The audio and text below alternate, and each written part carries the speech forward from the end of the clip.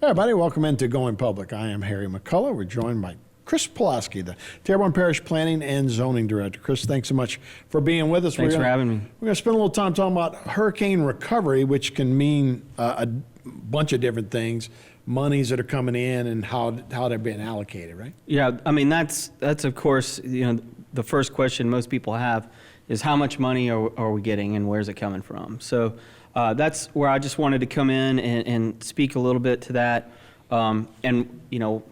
As usual, catch me if I have too many acronyms. One of the first funding sources that we saw from the storm was FEMA public assistance, PA money. The easiest example of that was all the debris cleanup. Those big black trucks running around the parish, picking up all the debris on the roadside, clearing the roads, that kind of stuff. That's paid for with FEMA public assistance money.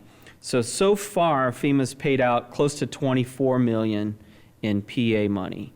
And then they've obligated almost $48 million. So we're about halfway through that.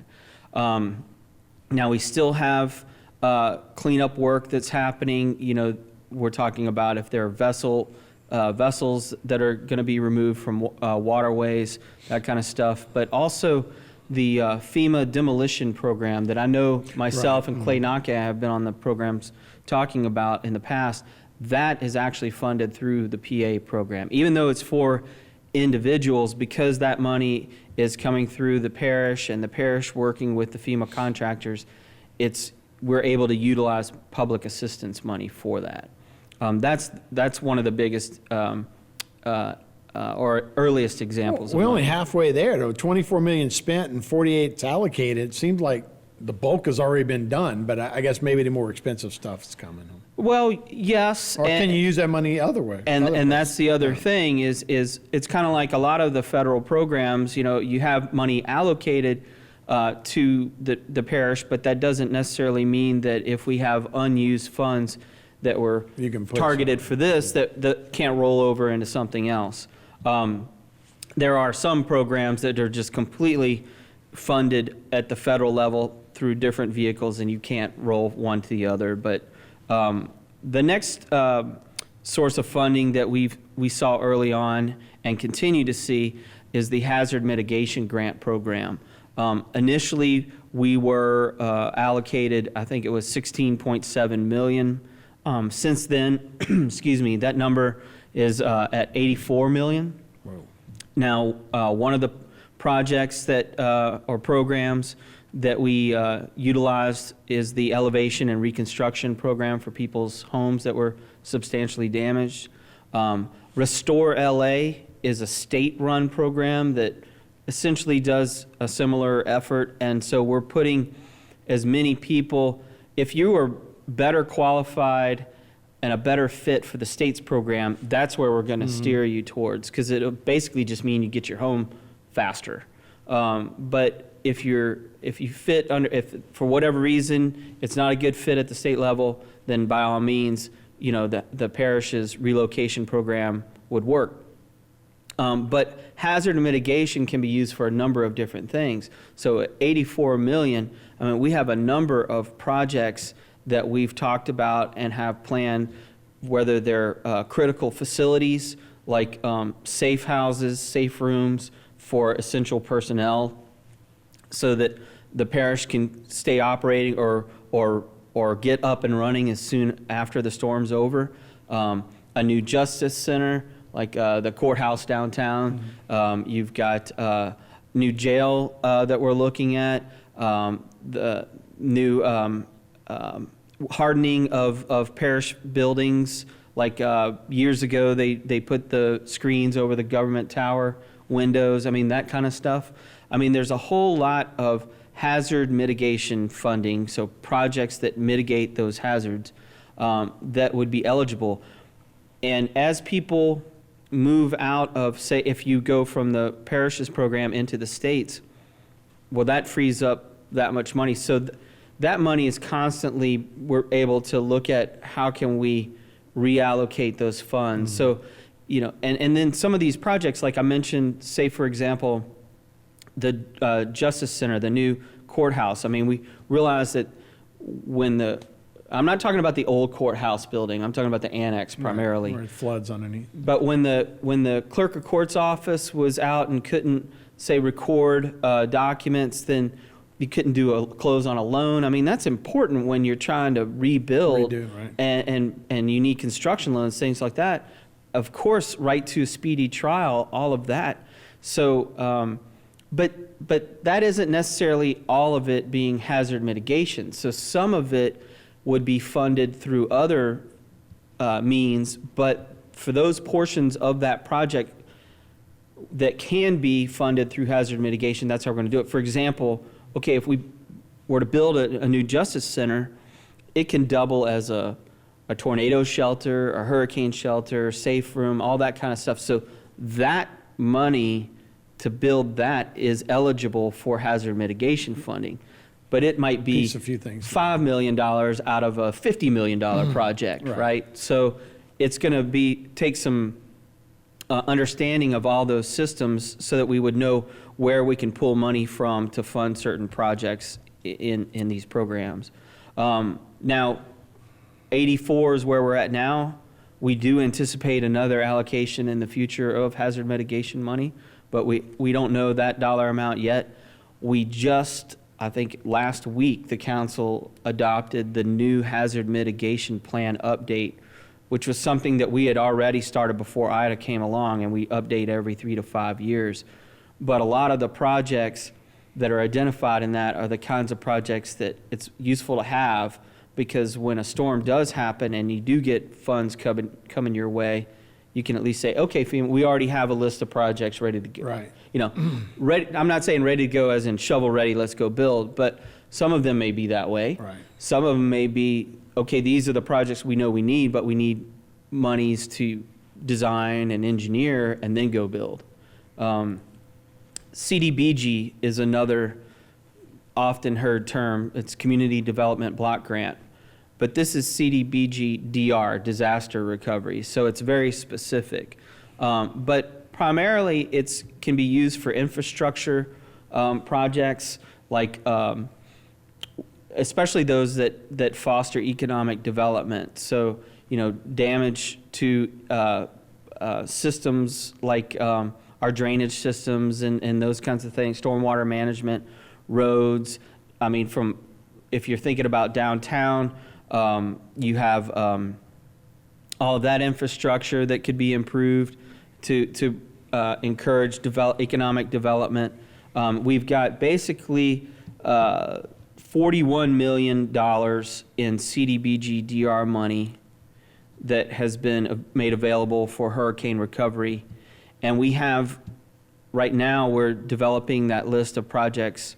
So if you combine the CDBG disaster recovery along with the $84 million in the HM money, the hazard mitigation money, I mean, that's $124 million. And the public assistance, like I mentioned, you know, that's 48 has been obligated.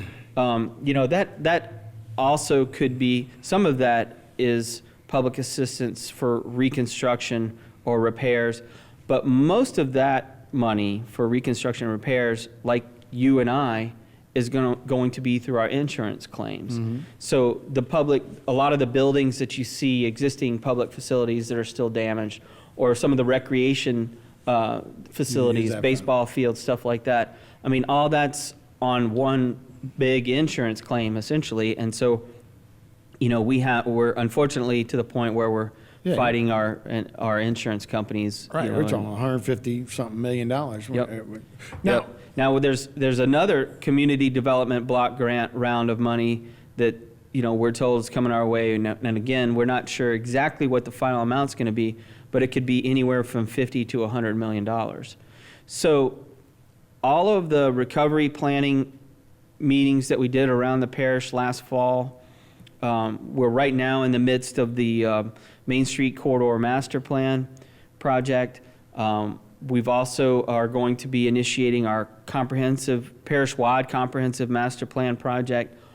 All of that, along with what plans like the hazard mitigation plan and others that we have in place, We have a list of projects, and we'll continue to develop a list of projects that we will then be presenting to the public and for final public comments and stuff like that. So that all of that community development block grant money, disaster recovery block grant money, is lining up to be extremely valuable for us. I mean, it could fund, like I said, infrastructure all the way to, redevelopment. Well, not to mention people rebuilding their house, paying taxes and, at local lumber yards and all that kind of stuff. And, Right. Tile and everything else that goes in, shingles, all that other. Unfortunately, disasters are kind of good for government coffers a little bit. Yeah, there's a silver lining, Right, as right. it's often referred to, and yes, I mean, it's as terrible as it is. That is something that at least we're looking Right. to capitalize Yeah, on. we're not laying people off. And the state has, been the same way with COVID. It was a horrible Well- thing, but they've got money now. And we're paying very close attention to all the monies that are available. I mean, BRIC, Building Resilient Infrastructure Communities, I mean, that wasn't on the list. That is a national competitive program, but we have submitted. Right. I mean, we have way overextended ourselves in terms of the dollar amounts of all the applications that we Right. submitted, because we figured the Let's go last thing for we're it. going to do, we're not going to leave a nickel on that table. Right. And if somebody else does, we're going to We'll grab take that it. nickel. Yeah, absolutely. We got another segment to go right here on Going Public. Stay with us.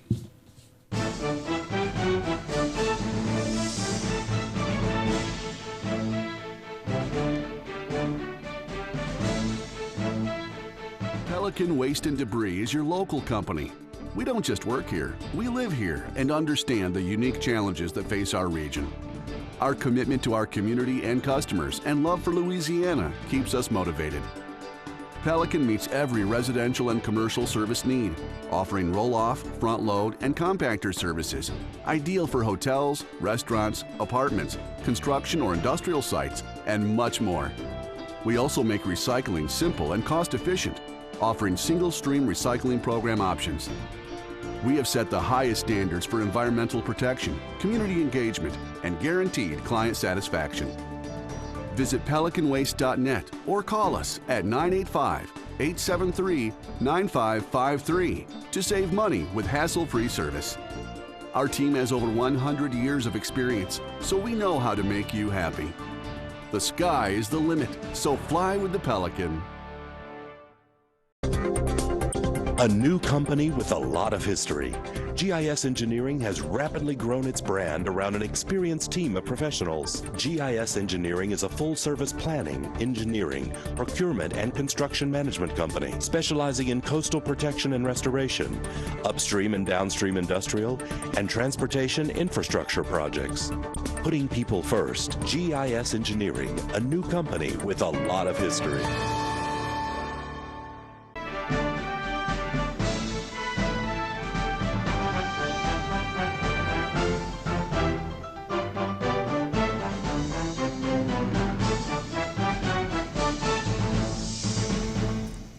Hey everybody, welcome back to Going Public. Harry McCullough here with Chris Pulaski, the Terrebonne Parish Planning and Zoning Director.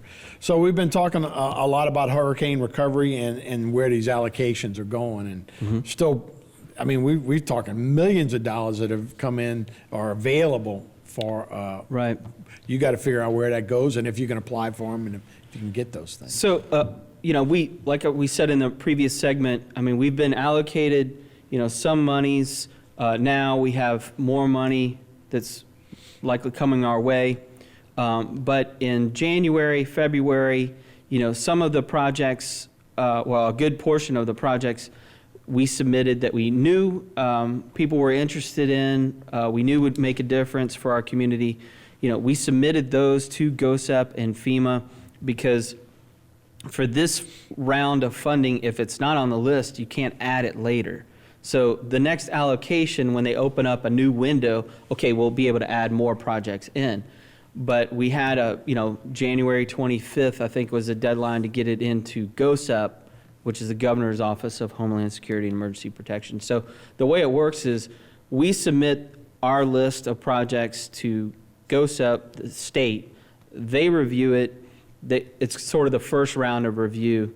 and they make sure that everything's, where it needs to be, that yes, okay, we agree that this project, we know you've been allocated this money, but we're telling them how we intend to spend it. So they agree, yes, that project is eligible for this type of funding. So from the state, then it goes to FEMA, and it takes them however long to review that list of projects. Now, while it's at the state level, while it's at the FEMA level, we can supplement those applications. So if we get better information, then we can add that to that particular project. At the same time, if we find funding for a project type through some other means, then we can alert them and say, hey guys, take that one off the list. We found the money over here.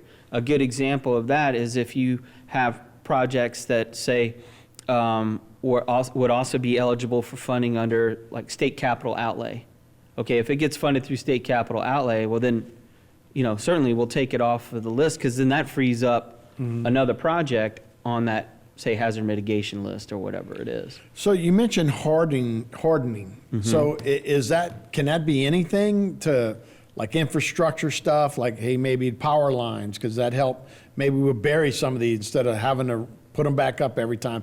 Can it be like outgoing roadways to make sure there's evacuation thing? Can you use it for those kind of things as well? Sure. I mean, you can use that term fairly broadly. I mean, it can be something as easy to recognize as I'm going to put high impact, replace all the windows on this government building with high impact glass.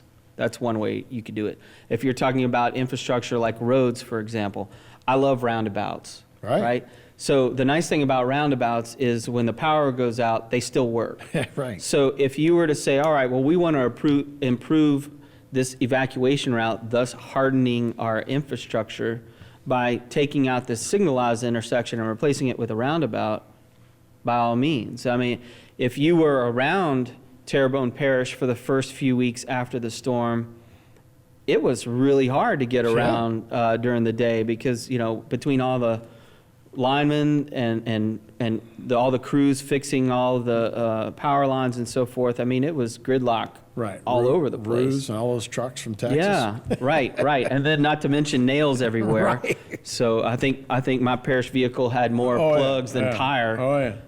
But yeah, that's hardening. And so that's what hazard mitigation money is great for.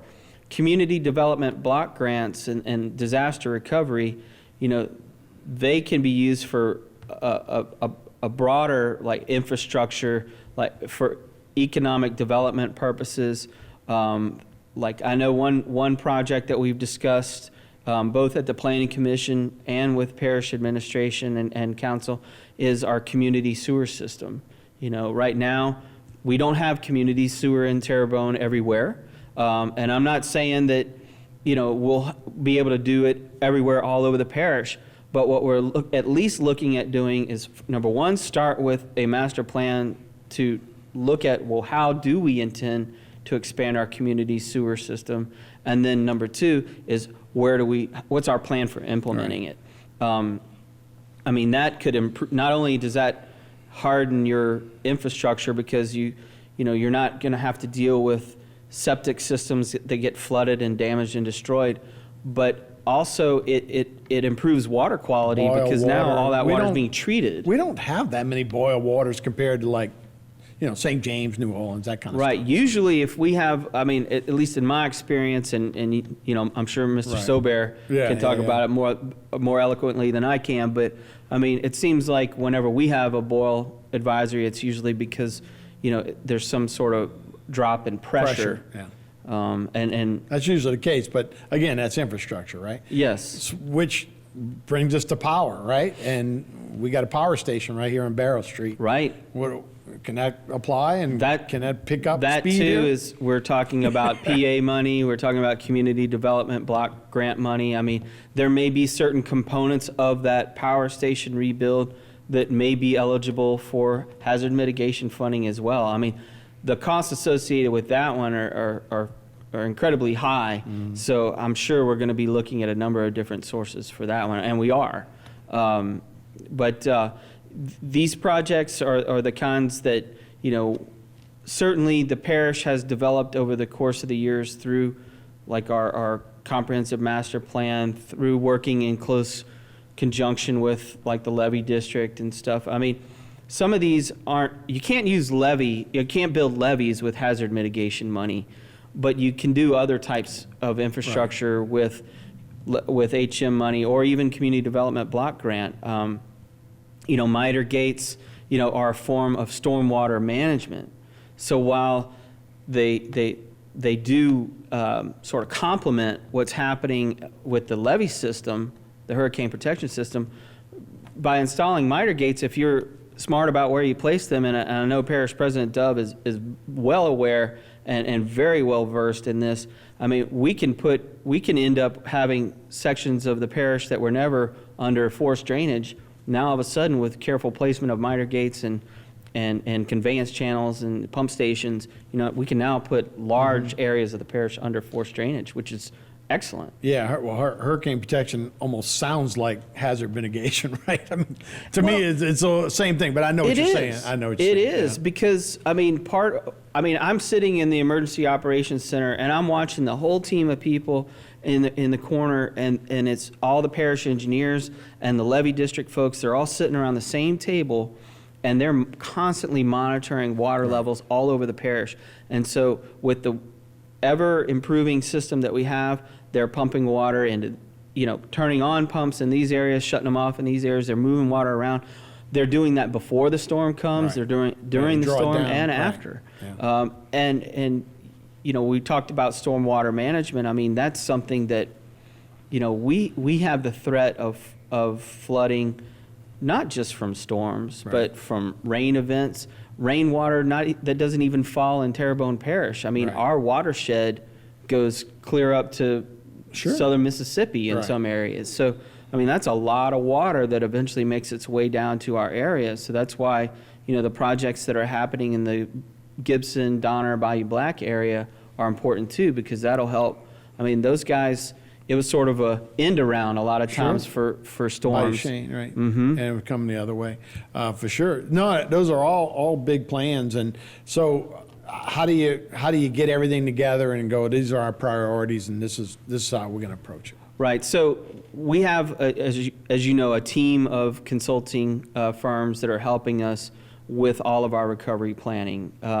Some of them are focused on residential reconstruction. Some are more of the larger infrastructure like the power plants and things like that. Some are just a little bit of everything, right? And so what we're doing with those groups, meeting on a regular basis, going through this ever-increasing list, monitoring it to make sure that no one's duplicating any efforts, and that certain projects are being pushed so that as we get more people signed up or more money being spent over here under this program, it's freeing up money over here. And when we know what programs are available, what projects we have, we're looking at them and saying, all right, well, this project, while it may be able to be funded through this particular funding source, if it's a better fit here, that's where we're going to push it. So we need to just keep that discussion going. And then, of course, it all eventually is filtered through the public input. And just quickly, the FEMA trailer things are coming to an end, right? Well, the state's program, the Ida sheltering program, the state announced that program will be closing down on May 31st of 2023. So what do those folks do? So the state has resources available. They have the workforce group here in Houma or in Terrebonne Parish to help those residents find other options, whether it's local or out of the area. And some of them are transitioning into the FEMA program.